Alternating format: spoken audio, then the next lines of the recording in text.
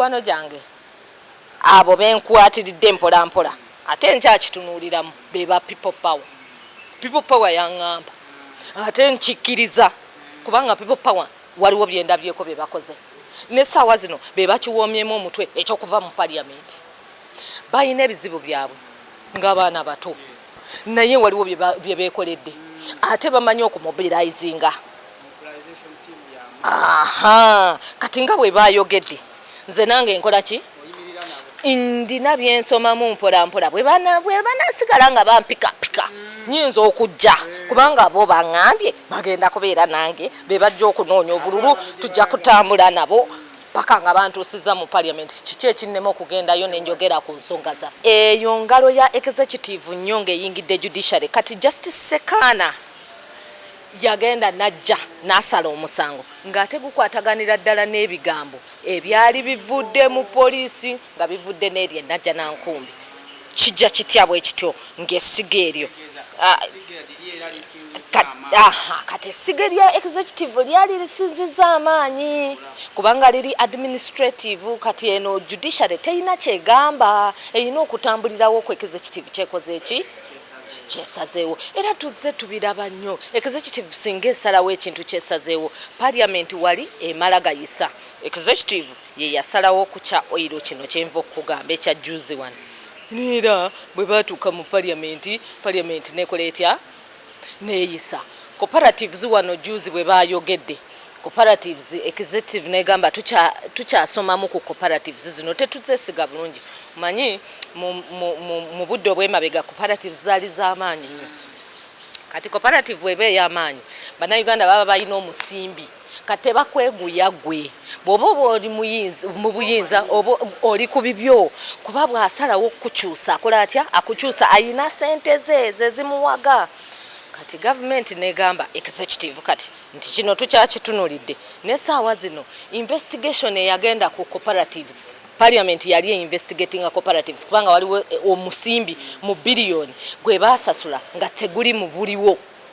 ne bagamba tugenda ku investigatinga tukomewo tulabe nga bwe tusobola okurevivinga cooperatives n'essaawa zino ekyo kyo kiri wansi w'emmeeza kati executive kyeba teyagadde nnyo wali mu parliament tekikola ki tekikola singa executive ebanga ekitaddeko omutwe n'ekiwoomamu omutwe wali ku parliament kigenda kukola ate ne mu judiciary kijja kwanguwa okukola ekyo kye tulabye naye ku checks and balance gye njogedde kati kankuleetere ango eyazaake osobola okulaba balance ono omulungi kati zaake yagenda mu kooti nga sipiika amugobye ku bwa commission bw'atuuka mu kooti negamba sipiika newankubadde gwe sipiika kino wakikoze si mu buliwo obutuufu era ffe nga kooti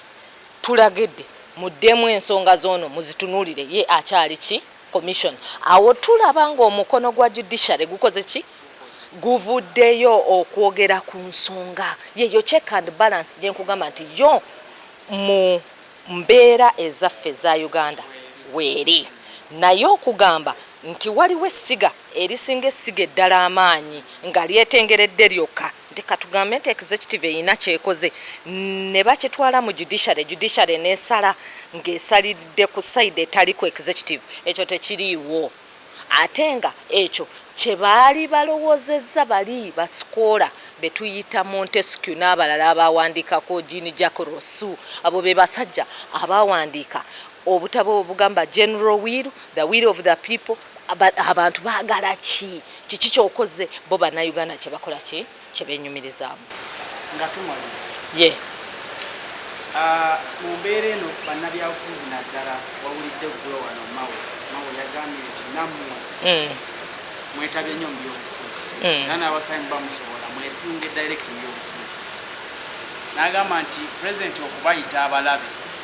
ne opposition ogiyita abalabe b'eggwanga alimba mawo muteekateeka ennaga nti musinkane mugenda kuteesa ku kinga amaze obagambe kati mawo yabadde ayogera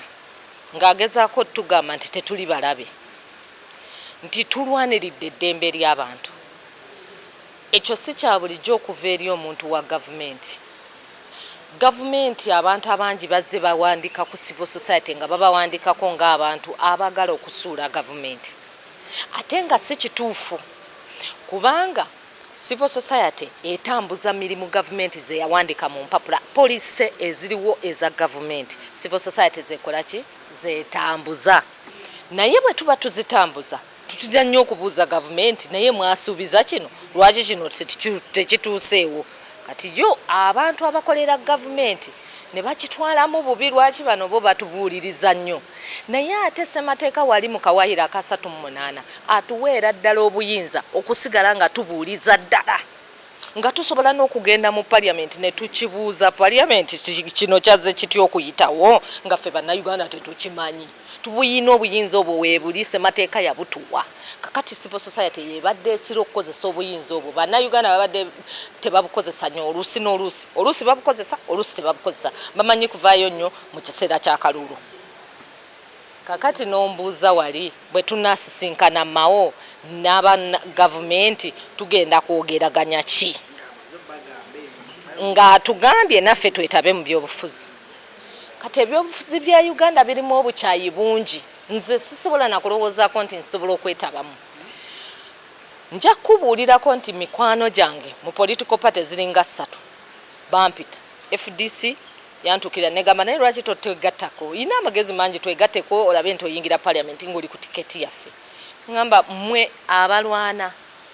nga muganya okwogeraganya temusobola kukkirizaganya nze nzijeeyo nange negatte mu kulwanagana apaani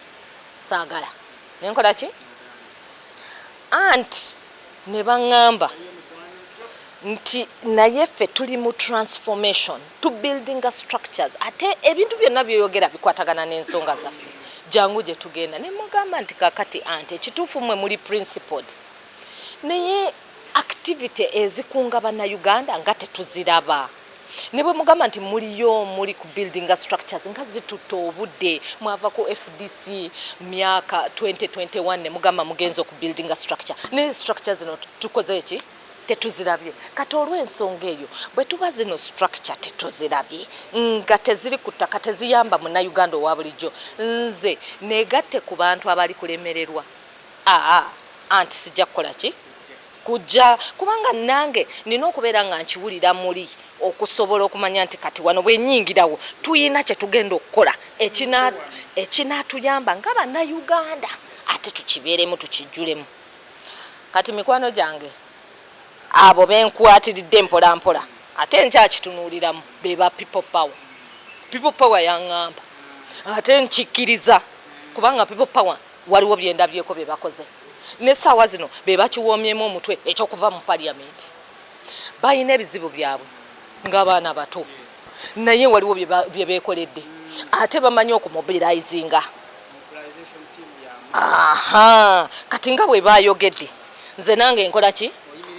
ndina byensomamu mpolampola bwe banaasigala nga bampikapika nyinza okujja kubanga bo baŋŋambye bagenda kubeera nange be bajja okunoonya obululu tujja kutambula nabo paka nga bantuusiza mu parliament kiki ekinnema okugendayo nenjogera ku nsonga zaffe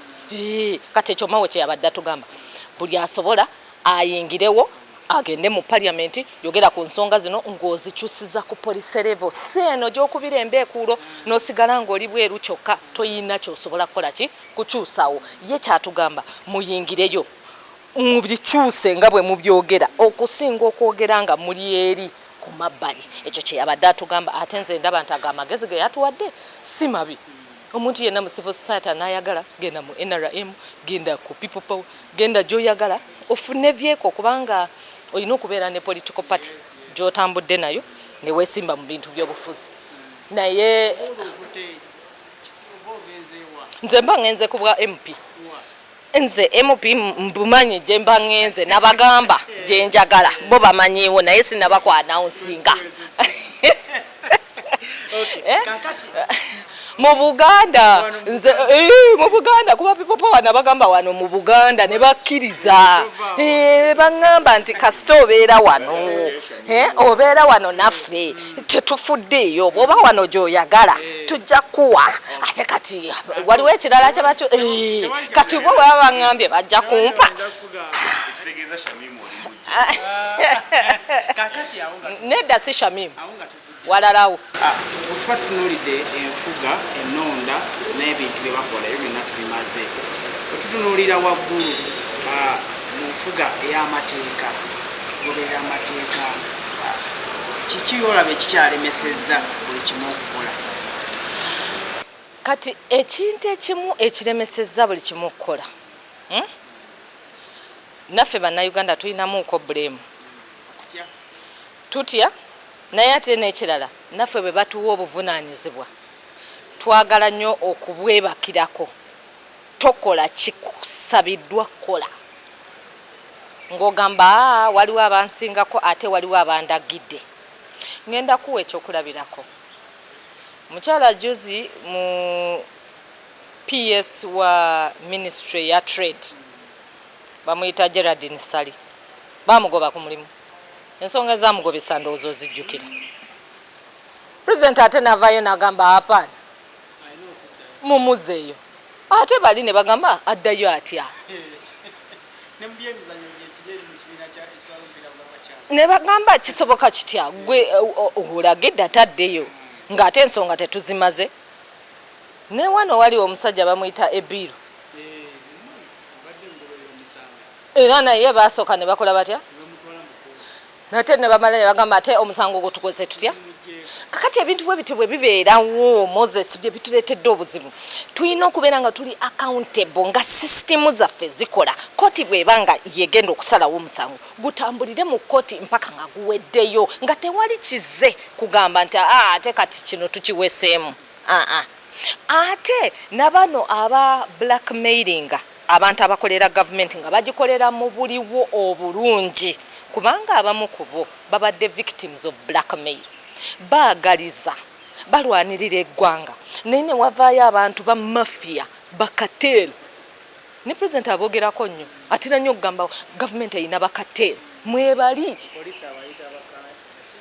kawukuumi naye atera nnyo bagamba nti weebali bakateero kati ezo kateero kyezikola zi blackmailing abantu ekyo kye kitulemeseza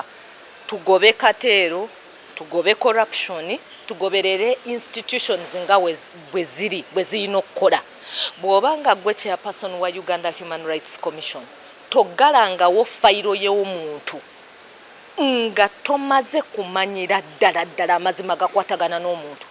tovangayo kwogera n'ogamba nti zino ensonga zifuuse political nga olinga atamanyi nti semateeka akkiririza ddala munnayuganda okwenyigira mu byobufuzi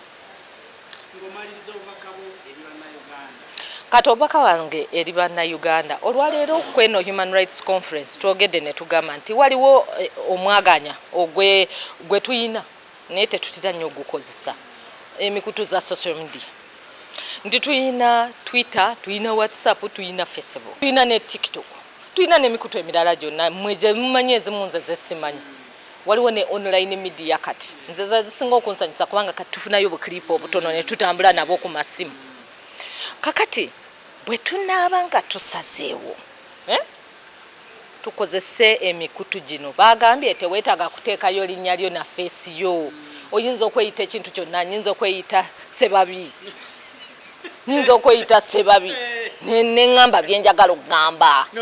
ate nembyogera nembisuulawo oba mbiwandiika oba mbyogera naye nga ne feesi yange togirabye naye nga nze sebabi ate gye ndi ku mukutu buli munnayuganda kozesa omwaganya eyo gye muli mu community juzi wano Moses abaana baali miliyoni emu mu kitundu abeewandisa okugenda mu P1 abatudde babadde 70,000 mitwalo musanvu mitwalo musanvu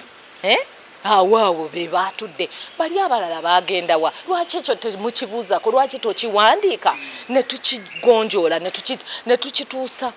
gye tusobola okituusa okitegedde kubanga bwe tunalekerera abo abaana